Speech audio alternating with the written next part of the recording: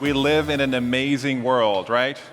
Amazing world. Life expectancy more than doubled since the 1900s. Integrated circuits are 30,000 times faster than when they were invented in the 1960s. Solar panels, 250 times cheaper since 1975. DNA sequencing is 100,000 times cheaper since 2001. Biotech, nanotech, infotech growing exponentially.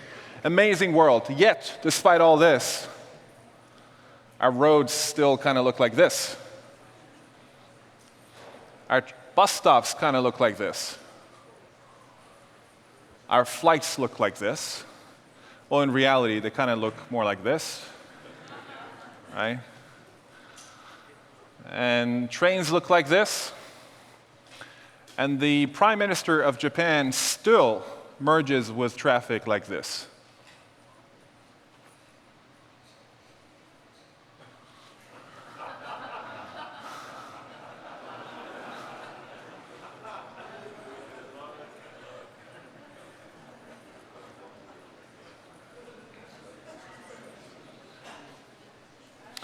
We tried this in Palo Alto, it didn't go too well. But the point here is we can do better. Where is the exponential in transportation? So in this session, I want to talk to you guys about some of our research into the future of transportation, and we'll be looking at this domain through the lens of exponential economics, or exonomics. Specifically, I want to share with you 10 innovation scenarios that we have in mind that we think are going to be very, very likely in the near future. So these are actionable items. But let's take a step back and take stock of where we are. Again, I want you to think about 10 seconds. Count to 10 seconds in your mind with me.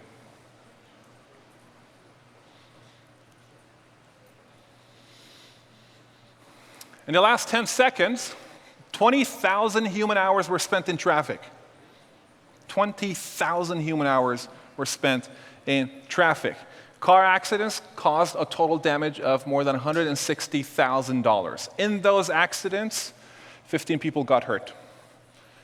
And since I started talking on this slide, 2 of those people just passed away.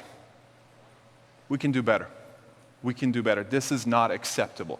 Where is the exponential transportation in this picture? What can we do better? If we were all revolutionaries and thinking about the future of transportation, rewriting the rules, I think this would be our manifesto, to try to undo every single pattern here, to go from unsafe to super safe, from inflationary to deflationary, from piloted to driverless, unpleasant trips to enjoyable trips, slow to efficient, and from an ownership model away from ownership towards shared transportation. This is probably how we would rewrite the rules and start fresh. So with this manifesto in mind, let's talk about what the enabling technologies are going to be. I mentioned that we think the next decade is going to be accentuated by these 4 technological moments, the 4 supremacies. We're going to have quantum supremacy, blockchain supremacy, solar supremacy, and AI supremacy. Quantum supremacy is when quantum computers become more powerful than digital computers. Blockchain supremacy is when the blockchain architecture for a database becomes more powerful and useful than conventional databases. Solar supremacy is when solar energy becomes dominant, marginal cost of energy goes to 0, and AI supremacy is when AI becomes more powerful than the human brain in most commercial applications. These are the technologies that will usher in the new era of transportation. So let's talk about what that world might look like. I'm going to show you a car accident, and let me warn you, this is a pretty serious accident. We're watching this accident from the dash cam of a Tesla. Have a look. It's not a fatal accident, though.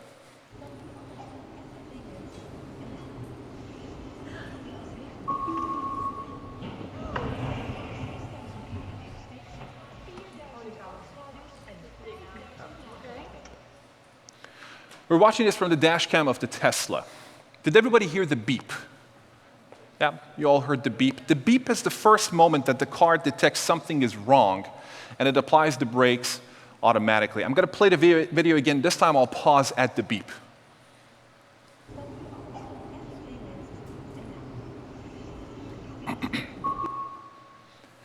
Does this look like an accident to you? This is 1.7 seconds before the actual accident.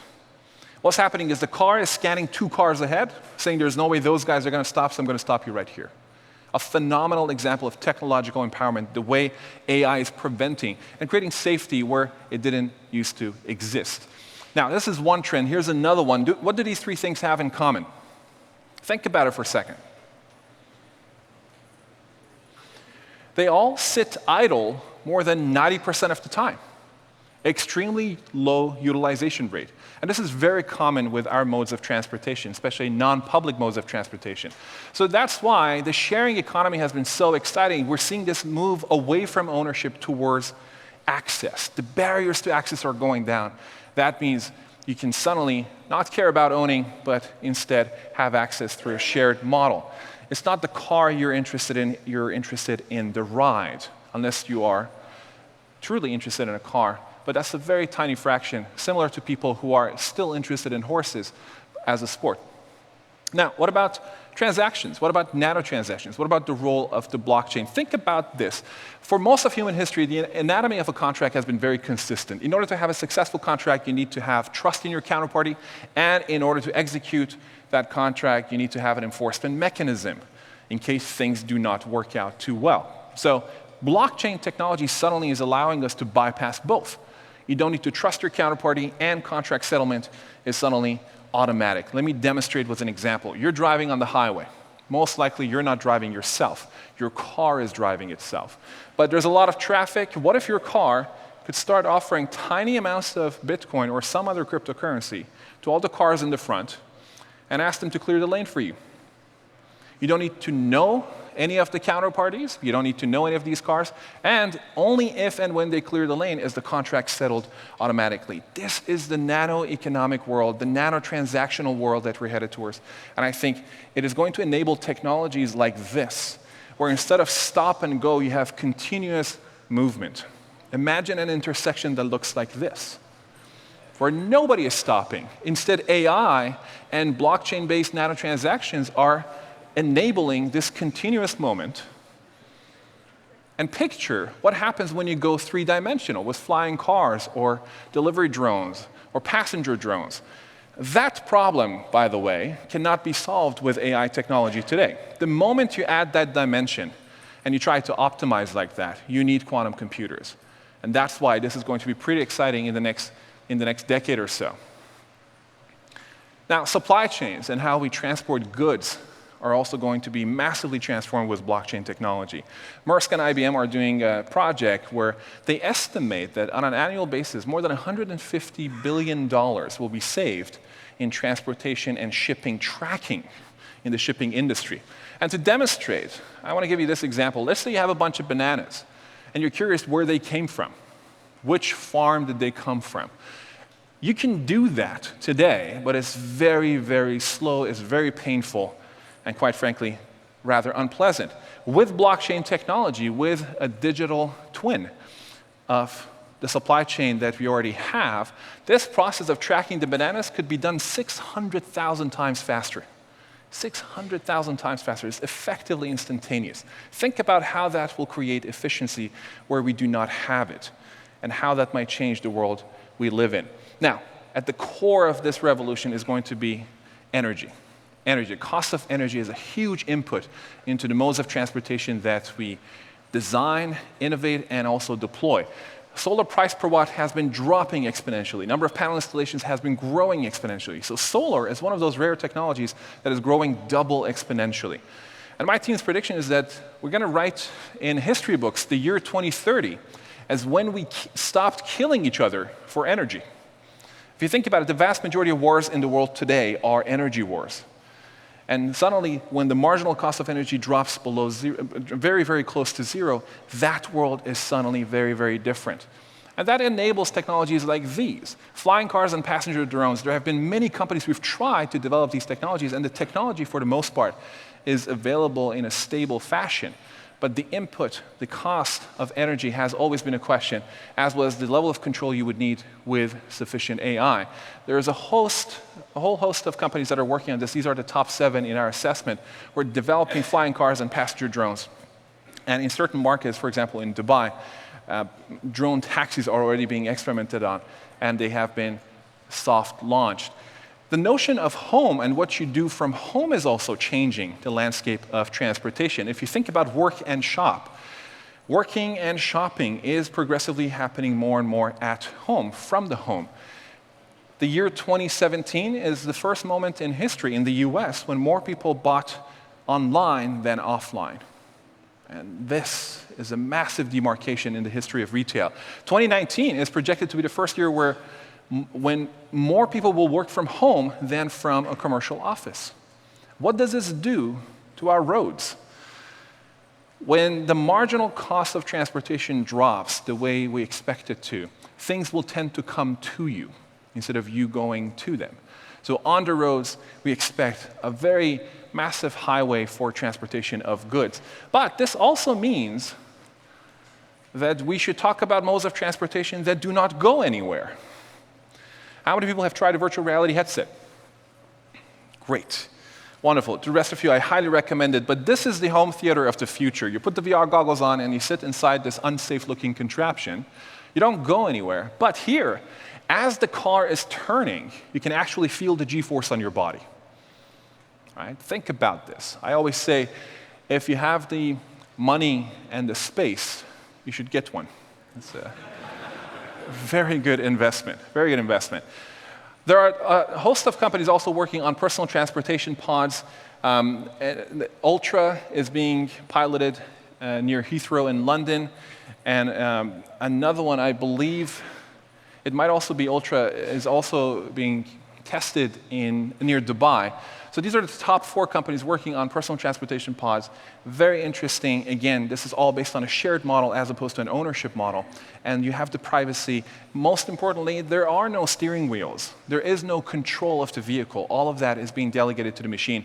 And research has shown that people are progressively very comfortable with this, something that we did not expect. These do not necessarily have specialized tracks. Again, it's a clear demarcation in human history when we're delegating that responsibility of holding the steering wheel and entrusting the machine to do that for us. Hyperloop is also another promising technology. The misconception is that there's really Elon Musk that is working on Hyperloop. That is not true. Hyperloop is an open source concept. There have been many attempts at it. There are many companies working on it today. I'll show you the list of 7. Almost without exception, these projects, these engineering attempts, try to combine magnetic levitation with some kind of vacuum train. And that is what removes the friction and becomes extremely efficient to move these machines. These are the top 7 companies that are working on this. Virgin Group seems to be ahead of the curve. But each group is taking a slightly different approach. If you're interested, you can go deeper. I do want to pause here and take a look at the big picture. I see many, many companies focusing on technology, transportation technologies. But the answer does not only lie in technology. There is a much, much deeper conversation to be had about something else. And in order to broach this topic, I want to share with you the theme, the tension between collaboration and coordination. We need to figure this out before any of these technologies can take off. Let me illustrate with an example. This is 1907 San Francisco. The automobile had just been invented and introduced to the road in this version. And what you have here is collaboration. Basically, a group of people collaborating not to die. Wait for the horse. There we go. Pretty chaotic. And again, it's a massive form of collaboration. Everybody's trying to figure out how to navigate. Contrast this picture with what we see today. In this image, nobody is collaborating. What do we have instead? Hyper-coordination. What is allowing hyper-coordination is right in front of us. The traffic light. We call the traffic light an exponential operating system. Without the traffic light, you could not have hyper-coordination. In fact, most accidents happen when people get cute and they try to collaborate. If everybody sticks to rules and they coordinate, that is totally fine. Why did we suddenly need the traffic light? Here's why. Between the year 1900 and 1920, the number of cars on the road went from 8,000 to 8 million. Talk about exponential growth. Suddenly, collaboration was no longer feasible. As a result, latent demand for an operating system showed up. And this is something we see again and again. A system around a technology that is new and developing. As it grows in complexity, we leave the collaboration zone and we enter the coordination zone. Collaboration zone is no longer feasible because of complexity. The traffic light was invented in 1910. Most cities in the world did not get one until the year 1920, but without it, we would not have seen this massive explosion in transportation technologies and the volume of transportation. This is something we see across many different technologies. Every once in a while, when a new technology shows up, after a little bit of time, somebody also shows up that invents that exponential operating system. When you think about Henry Ford, Thomas Edison, and Steve Jobs, what these guys did, they invented operating systems, exponential operating systems. And when you hear about technologies like CRISPR in biotech, deep learning in AI, and the blockchain, these are also operating system candidates. So what would the operating system for transportation look like? Most likely, it'll be something like this. Whatever it might be, it is going to integrate 8 specific domains: digital twins, augmented reality and virtual reality, vehicle autonomy, IoT, blockchain, cloud, artificial intelligence, and drones. How this will emerge and what type of standard will emerge from all the competitive forces remains to be seen. But I urge you to not just focus on technology, but also focus on the operating system behind the technology, the thing that could combine everything together. Because history is full of examples where we got the technology right, but an operating system did not emerge. Think about automatic braking. We've had this technology for a while, but it has taken us a very, very long time for the operating systems to be invented, for that technology to show up. Now, this is exactly why this fight for the operating system, for becoming the standard, is exactly why you see moves like this, where the founder of Tesla, Elon Musk, released the entire intellectual property of the company to the public. What he had to say about that is very, very informative. He said, "We believe that Tesla, other companies making electric cars, and the world would all benefit from a common, rapidly evolving technology platform." Again, contrast this strategy with what Edison would have done 100 years earlier, where you protect your intellectual property. Edison was famous for suing people who he thought infringed on his intellectual property. There was one gentleman who was sued 81 times by Edison. Think about that, 81 times. In this case, though, you go for network effects, and you want to open it up. And to really drive the message home around the value of operating systems, speaking of electric cars, consider this. In the year 1900, more than 40% of cars were electric. A lot of people find this surprising. Electric cars existed, and they were very convenient. That is why the vast majority of electric car ads back in the early 1900s were targeted towards women, because it was very, very convenient. Now, this battle did not finish back then, but for a long time, gasoline-based cars did win the battle for operating systems. It does remind us of what we call the improbable trinity for a new transportation technology. It takes 3 forces. You need technical feasibility, absolutely, don't get me wrong. But you also need commercial viability and political will. When you do not have all 3, new technologies might exist, but you do not see widespread adoption, and network effects do not kick in. Now, as you think about how these new operating systems will kick in, we also need to focus on the secondary and tertiary effects of technology, of new exponential transportation technologies. For instance, consider this. If cars are going to be driving themselves and you can Uber or Lyft them whenever you need to, what could this potentially do to real estate prices? Think about it. They should go down. If your time in the car is not wasted, because your time in the car is productive, you don't need to be driving, you can rest, you can watch that movie, you can get work done, you don't care how far, maybe you don't care as much how far away from home, work, from social life you live. You basically become a little more indifferent to distance. And supply of viable real estate goes up, demand is the same. We should see asset price compression. In markets where Lyft and Uber are very active, there is already evidence of asset price compression in rental markets. And rental prices tend to be a leading indicator of real estate prices. I think there's precedent for this. In Amsterdam, if you drive outside of the city for about 15 minutes, real estate prices drop by 50%. And furthermore, I think the world's first self-driving car has already demonstrated this effect. What was the world's first self-driving car? I think it was the elevator. The elevator was a self-driving car. It made us indifferent to distance. With the advent of the elevator, you didn't care which floor you lived on. You didn't try to be as close as possible to the ground floor. You could go further and further away. In fact, being further away became a sign of prestige. What the elevator did vertically, I think self-driving cars are going to do horizontally, and it'll be a very, very different world. And again, I want to remind us that exponential technologies create exponential winners and exponential losers. And we need to keep this in perspective if we want to create useful technologies that do not leave people behind. Let me give you one example. Let's double-click on self-driving cars just as a demonstration. If and when self-driving cars show up, and I think they will show up much, much sooner than most people realize, a few things will happen.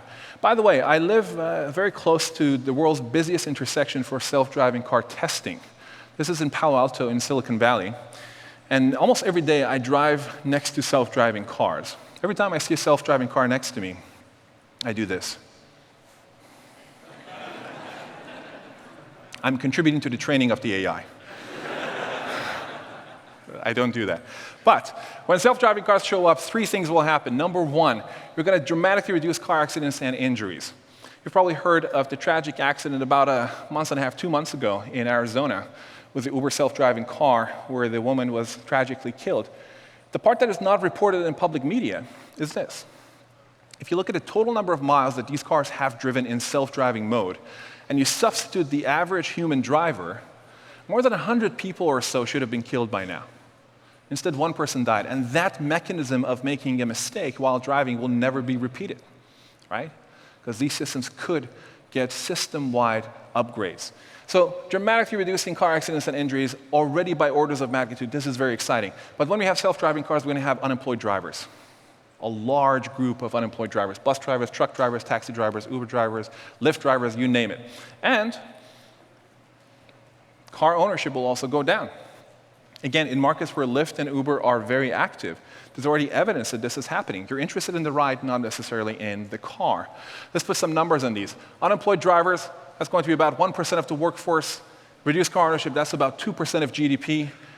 And this part kills me. In most countries, 3% of the GDP comes from the death and destruction of car accidents. This is ridiculous. It's absolutely ridiculous. And it will go away. Let's add them up. That's 5% of GDP and 1% of the workforce who is extremely angry. Good luck retraining them. I met 3 prime ministers last year, and let me tell you, none of them were prepared for this picture. This is systemic. Too much is happening all at once. In fact, we project that the momentum around universal basic income, the conversation, the policy dialogue around universal basic income will be expedited because of the effect of self-driving cars and exponential transportation. But again, we need to make sure that exponential transportation doesn't mean this. Because it might, unless we're proactive about this. To half of the world, maybe more than half of the world, exponential transportation could very easily mean this. Instead, I hope it could mean something very different. I think transportation is such a core component to our upward mobility and our health as a human community that it should be added to the Charter of Human Rights. If and when it is added, I propose the following language. Every human being shall have access to transportation that is safe, timely, healthy, effortless, relaxing, affordable, and dignified. And it's up to us to work together to realize that future. Thank you.